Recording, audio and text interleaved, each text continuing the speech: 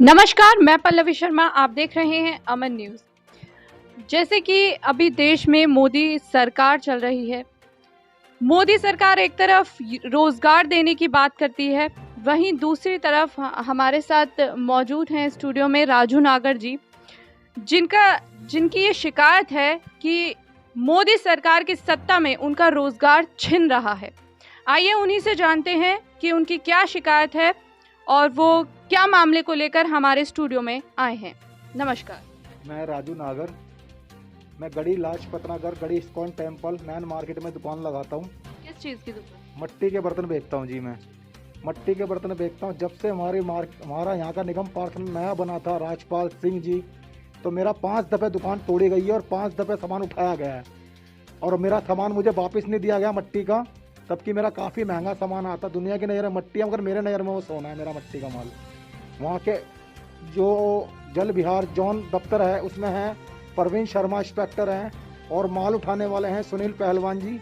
ये मेरा माल कितनी दफ़ा उठा के ले गए, और परवीन शर्मा जी का ये कहना है कि मेरे को 14 तारीख को वहाँ से बिल्कुल जड़ से साफ़ करा दिया जाएगा और मेरे को बिगर नोटिस दिए हुए मुझे हटाया जा रहा है। और मैं हार्ट पेशेंट हूँ, दमे का मरीज हूँ मैं।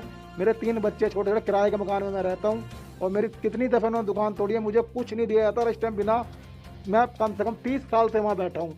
तो इसके पीछे क्या वजह है, क्या कारण आपको नज़र आता है कि वो बार बार आपकी दुकान पे सामान उठा के ले जाते हैं, तोड़ देते हैं? क्या वजह है? वजह यह है जी, इस मार्केट में पूरी मार्केट में मैं ही गरीब आदमी बैठा हूँ मट्टी का माल बेचने वाला। बाकी वहाँ जितने भी दुकानदार हैं सब पटरी पे लगवाते हैं दुकान, मगर वो सबसे पटरी वालों से पैसा लेते हैं। तो वहाँ के सामने दुकानदार अपनी दुकानों के सामने ठिया लगवा देते हैं। किसी से 200 रुपये डेली लेते हैं, किसी से 300 रुपये डेली लेते हैं, डेली लगवा देते हैं वहाँ दुकान। उस मार्केट में मैं ऐसा एक बंदा हूँ, ना तो मैं किसी दुकानदार को पैसे नहीं देता। 30 साल पुराना हूँ, मेरे पास मेरी दुकान के अंदर मीटर भी लगा हुआ है बिजली का, और मैं पटरी पे दुकान लगाता हूँ। मेरे पास चालान भी काफ़ी पड़े हैं। मैंने प्रधानमंत्री मोदी जी के पास कितनी अप्लीकेशनें डाली हैं, मगर मेरी अप्लीकेशन है कि ना तो कभी आकर सुनवाई हुई है और ना ही कोई मेरे दुकान पर कोई आके मुझसे कोई पूछताछ हुई है कि तेरे साथ हुआ क्या है। और मैं हार्ट पैसे में काफ़ी बीमार चल रहा हूँ, अभी भी बीमार आया हूँ मैं पूछता हुआ इधर किसी को। और मैं काफ़ी इस टाइम इतना 1-1 रुपये के लिए मोहताज हूँ मैं। कर्जा मेरा 5 लाख रुपए का मुझ पर कर्जा है इस टाइम। आपने बताया कि आप इकलौते हैं जिनकी मिट्टी के बर्तनों की दुकान है वहाँ पर। बाकी लोग जो, ऐसा तो नहीं कि उन लोगों को भी ऑब्जेक्शन हो रहा हो क्योंकि उनकी बड़ी बड़ी दुकानें? मेरे लिए पूरी मार्केट में मेरे लिए ऑब्जेक्शन हुआ जा रहा है। मुझसे ये कह रहे हैं कि इस दुकान को तू यहाँ से उठा और उठा के किसी भी रिंग रोड पे सामान रख ले और माल को ढक दे। 3 दिन बाद 4 दिन बाद उस माल को उगाड़ियो। 16 तारीख को उगाड़ियो। मरते वहाँ के चेयरमैन साहब भी बोल रहे हैं, उधर के जो दिल्ली जल उसमें एमसीडी दफ्तर में परवीन शर्मा साहब ये कह रहे हैं मुझसे, वहाँ के जो इंस्पेक्टर हैं एमसीडी के इंस्पेक्टर, सामान को उठा के कहीं भी तू ले आकर रख दे और ढक दे इस माल को, और 1 हफ्ते बाद इस दुकान को लगाइयो। जहाँ मैं जमा हुआ वहाँ से मुझे हटाया जा रहा है और कहीं रिंग रोड पे मुझे फेंका जा रहा है। जहाँ मैं क्या अपने बच्चे पालूंगा, भूखा मरूंगा बताओ मैं? पहले मुझ पर 5 लाख रुपए कर्जा, मेरी बेटी मेरी बीमार है, बेटा भी बीमार है। अभी कुछ दिन पहले मेरा भाई गुजरा, तो उसके 2 बच्चे मेरे पास रहते हैं। ना उस बच्चों की माँ है ना बाप, वो बच्चे मैं पालता हूँ। मैं बहुत गरीब आदमी हूँ, मेरी सुनवाई कहीं नहीं हो रही। ना राजपाल सिंह जो चेयरमैन है वो मेरी सुनवाई नहीं कर रहे हैं, वो तो मेरा जड़ से ही साफ करा रहे हैं मुझे। तो क्या आपने इनके उच्च अधिकारियों के पास शिकायत का लेटर नहीं भेजा? मैंने जी केजरीवाल जी के पास भी लेटर डाला था, एलजी साहब के पास भी लेटर डाला था, डीसीपी साहब के पास भी लेटर डाला था, कमिश्नर साहब के पास भी लेटर डाला था, और प्रधानमंत्री मोदी के पास ही मैंने 5 लेटर डाले। मेरी घरवाली रानू नागर ने डाले लेटर डाल। मैं कभी तबीयत खराब हो, चल नहीं सकता, मैं अस्थमा का दम का मरीज हूँ, मेरी बीवी डाल के आई है काफ़ी तबीयत लेटर है। कोई सुनवाई नहीं है हमारी। सब लेटरों की फोटो कॉपियाँ ये सब मेरे पास रखी हैं, कोई सुनवाई नहीं है मेरी। मैं चाहूंगी वो शिकायत पत्र आप जरा दिखाएं हमारे दर्शकों को भी। ये है, ये प्रधानमंत्री साहब के हैं शिकायत पत्र। ये भी प्रधानमंत्री साहब के शिकायत पत्र हैं, और ये डीसीपी साहब के पास रखा हुआ है। ये भी डीसीपी साहब एसीपी साहब की कंप्लेंट है, और ये भी प्रधानमंत्री मोदी के लिए कागज लगाए थे मैंने, और ये भी मोदी साहब की कंप्लेंट है। इस पर मेरी कोई सुनवाई नहीं है। और आम आदमी अरविंद केजरीवाल के जी के पास लगाई थी कंप्लेंट, कोई सुनवाई नहीं आज तक। 3 साल से लगा रहा हूँ उन कंप्लेंट को। ये प्रधानमंत्री के यहाँ से लेटर आया था, इसका कोई जवाब नहीं, इसकी कोई सुनवाई नहीं हुई लेटर की। क्या जवाब दिया वहाँ की आपने शिकायत पत्र भेजा, उसका क्या जवाब आया? ये खाली ये लेटर आया था, इसके बाद कोई सुनवाई नहीं है मेरी प्रधानमंत्री के जी के यहाँ से।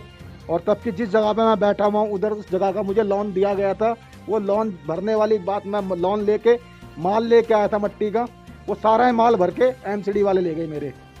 और उसके बाद मैं क्या मैं लैंड प्रधानमंत्री मैंने मुद्रा लोन लिया था 50,000 का, मैं उतने का ही माल लेके आ गया, मेरी वाइफ और मैं जाके उत्तम नगर से वो सारा माल भर के ले गए। और उसके बाद मैं क्या तो लोन भरूंगा और क्या मैं बच्चों को खिलाऊंगा, जब मेरे पास माल ही नहीं होगा तो देखूंगा क्या मैं।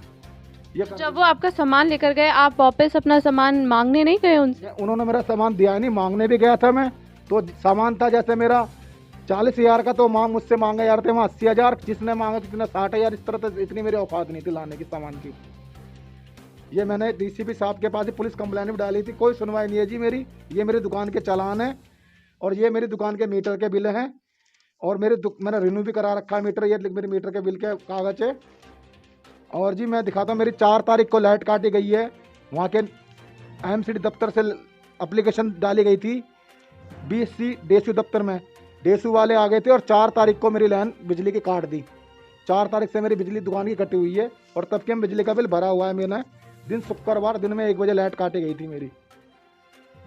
आपने उनसे पूछा नहीं, आप वहाँ पर उनके ऑफिस नहीं गए कि जब मैं अपना बिल भर रहा हूँ तो किस वजह से मेरी दुकान की लाइट काटी जा रही है? उन्होंने बोला कि अपने यहाँ के निगम पार्षद के पास जाइए, चेयरमैन साहब के पास जाइए, हमारे ऊपर से ऑर्डर आए हैं, एमसीडी दफ्तर से कंप्लेंट आई है, बीएससी वालों ने बोला है मुझसे कि मैंने कि सर जी मैंने तो बिल भर के आया हूँ, 1 घंटे बाद आप मेरी लाइन क्यों काट रहे हो? कह रहे पहले आपने निगम पार्षद जाके बात करो, चेयरमैन से जाके बात करो आप, और हमारे यहाँ को सुनवाई नहीं। जब वो बोलते हैं जब लाइन लग जाएगी, वैसे याद है तुम्हारे ठिया हटेगा, यहाँ से ये दुकान हटेगी। तब की मैं 30-35 साल से वहाँ बैठा हुआ हूँ जी, मेरे पास कागज है, वहाँ के चालान है मेरे पास सब, वहाँ के मेरी कोई सुनवाई नहीं है वहाँ की।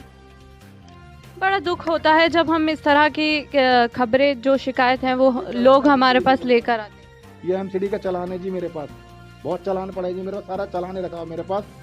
और ये बैठे 93 तक की पर्ची पड़ी है जी मेरे पास, इससे 92-93 की पर्ची है मेरे पास, ये पड़ी है, ये पड़ी 93 की पर्ची है, और इसके पीछे 92 की पर्ची पड़ी है मेरे पास पड़ी है। मेरे को एमसीडी वालों ने बिल्कुल सोमवार को बिल्कुल हटाने की खबर कर रखी है कि सोमवार को बिल्कुल साफ कर देंगे तेरे ठिये को। लेकिन मैं ये बात समझने में असमर्थ हूँ कि वो जो जिस पद पर हैं, चेयरमैन साहब हैं, वो आप ही को क्यों टारगेट कर रहे हैं? क्या वो वहाँ पर कोई दुकान अपनी लगाना चाहते हैं कि कोई खरीदार है? क्या मामला है, मुझे समझाइए जी। आज से दिवाली पे उन्होंने मेरी दुकान के साथ में एक फ़ोटो सेल्फिंग बनवाया है, तब की गड़ी गांव है, वो गड़ी मैन मार्केट के अंदर फ़ोटो सेल्फिंग बनवा दी। उस सेल्फिंग का कोई वहाँ मार्केट से लेना देना नहीं है, उसमें कवर करके वहाँ मेरा सामान रखा हुआ था, उस सामान को उठा के कमेटी दफ्तर में जमा करा दिया और फ़ोटो सेल्फिंग बनवा दी वहाँ।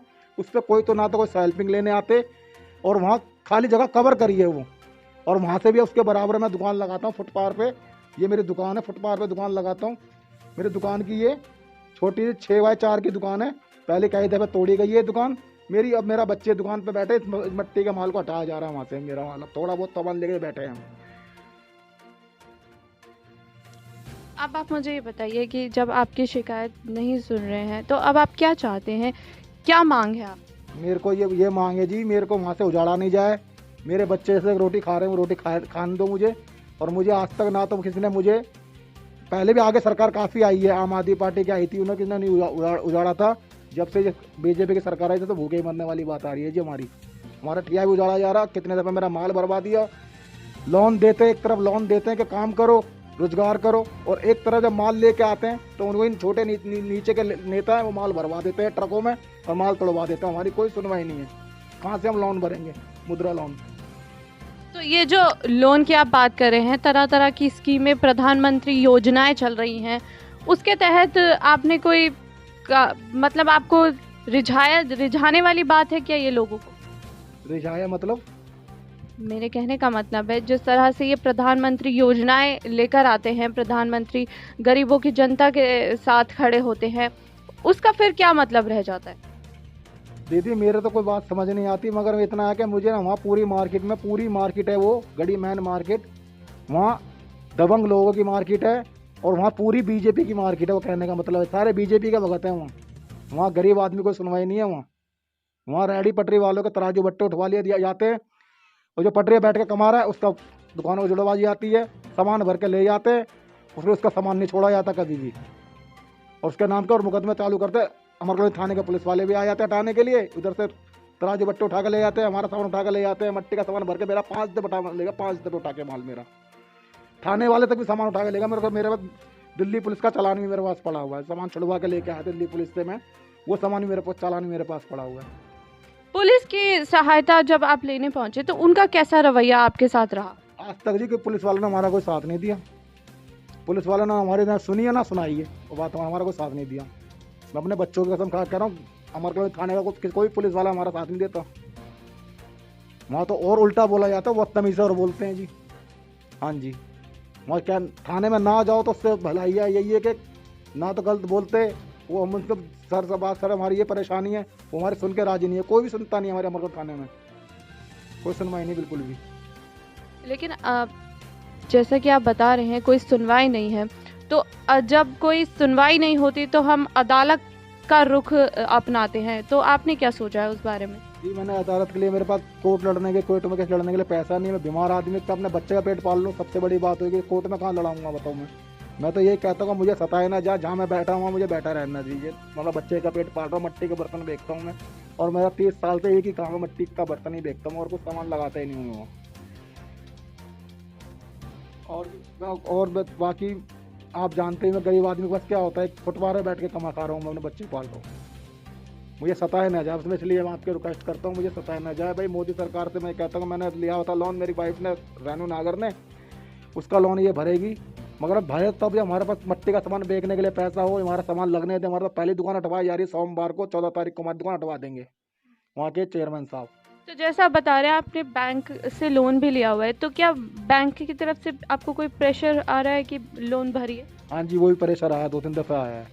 हमने अपने लोन को कम करने के लिए भाई हमें लोन को हमारे को माफ़ करा जाए, हमने एप्लीकेशन भी डाली हुई है प्रधानमंत्री मोदी जी के पास, हमारी तो अब ना तो कोई जवाब आया वहाँ से और ना कोई इसका हमारे को सोल्यूशन निकला। अभी बैंक की तरफ से प्रेशर भी आ रहा है हमारे पास कि भाई लोन भरो इसे। तो क्या आप खुद भी गए हैं किसी के पास शिकायत लेकर?